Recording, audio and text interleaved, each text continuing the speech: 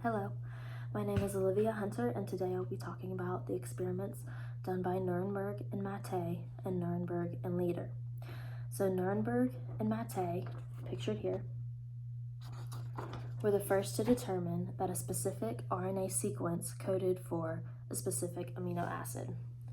For their experiment, they combined a poly-U chain, just a string of U's, in a test tube that had cell-free extract and 20 amino acids, 19 of them being unlabeled and one of them being labeled as radioactive. They incubated this test tube and allowed translation to occur. A top layer of free amino acids and a bottom layer of protein resulted. This protein was tested for radioactivity.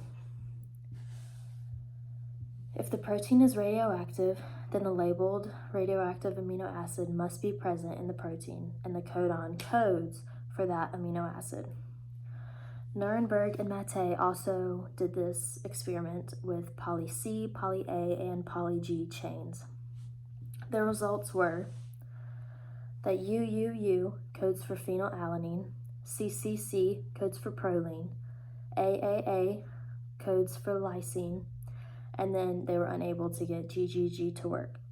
So they figured out 3 of the 64 codons. Nirenberg then works with a man, Lieder. In their experiment, they combined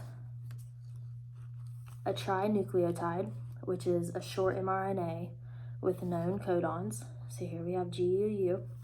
They combined that, ribosomes, and then 20 tRNAs attached to amino acids, 19 of them being unlabeled and one of them being labeled as radioactive.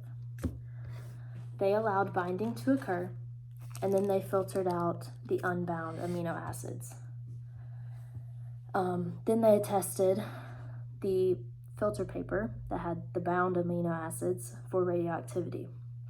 The results were the filter paper is radioactive if the trinucleotide codes for the radioactive amino acid. This identified 61 codons.